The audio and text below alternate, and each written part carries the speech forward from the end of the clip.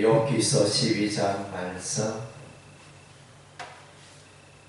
욥의 이제 어려운 상황을, 곤란한 상황을 이제 욥의 친구들이 돕고자 했습니다. 엘리바서, 빌닷, 소발, 그렇게 이제 욥을 위로하였지만 욥의 마음을 시원케 하지 못하였고 욥을 위로하지 못하였습니다.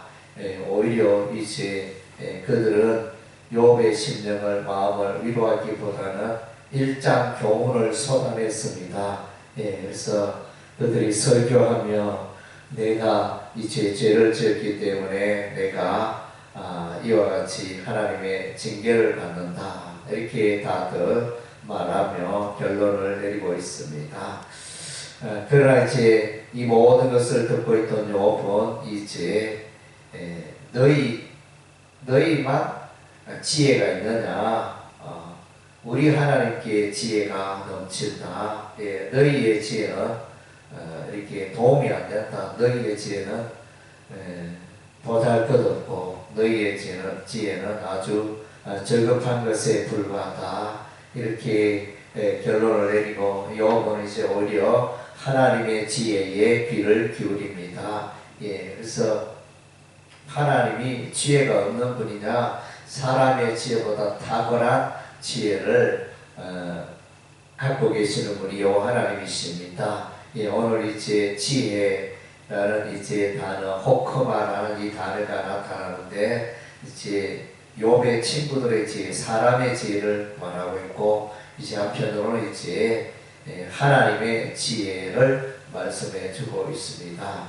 하나님의 지혜는 인간의 지혜보다 높고 탁월하고 그래서 깊어서 우리 인간들이 잘 알지 못할 때가 많습니다. 그래서 이제 우리가 흔히들 십자가를 미련한 것으로 생각합니다. 세상 사람들은 예수의 십자가를 미련한 것으로 생각합니다. 그러나 이제 고린도서 1장에 보면 십자가는 하나님의 지혜라 그랬습니다. 이 십자가를 통하여 온 세상을 구원하고 또 하나님께로 인도하고 천국으로 인도하고 영생을 주시고 이 십자가의 지혜가 사단 마귀를 이기고 십자가의 지혜가 죄인들을 의롭게 하는 이런 놀라운 지혜가 십자가에 숨겨 있는데 보통의 사람들, 세상 사람들은 이 십자가의 지혜를 알지 못하고 십자가를 조롱하고 십자가를 미련한 것으로 보고 도무지 십자가의 지혜, 하나님의 지혜에 귀를 기울이지 않고 있다는 것입니다. 안타까운 일이 아닐 수가 없습니다. 4절에 보면 이제 욥을 조롱하는 내용이 나옵니다. 하나님께 불러 아뢰어 들으심을 입은 내가 이웃에게 웃음거리가 되었으니 의롭고 온전한 자가 조롱거리가 되었구나. 그래서 이제 욥의 인물은 이제 예술소리에 또 생애를 예표하는 인물이기도 합니다.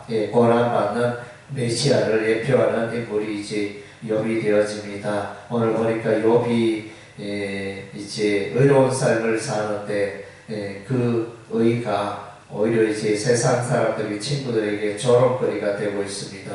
예술소의 의가 충만한 때 예술소를 조롱하고 예술소의 의를 조롱하는 그런 이제 세상 사람들의 모습을 보게 되어집니다. 예수께서 하나님의 아들이심을 말하지만 그들은 믿지 않고 그들은 조롱하고 비웃고 이렇게 하는 그런 것들이 이제 성경에 기록되어 있습니다.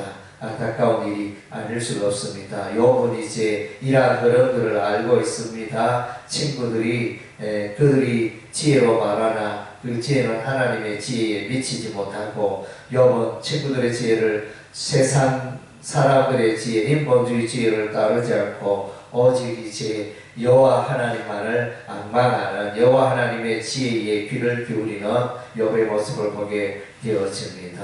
그래서 이제 사람보다 하나님을 절대적으로 신뢰하는 욥의 모습을 보게 되어집니다.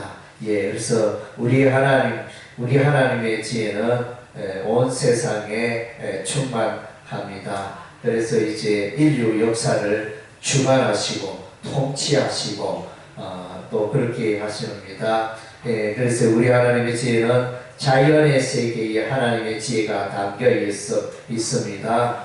짐승에게 물어보라, 땅에게 말하라. 그래서 공중의 새에게 물어보라. 그래서 이제 다 그 자연의 세계도 하나님의 지혜가 담겨 있습니다.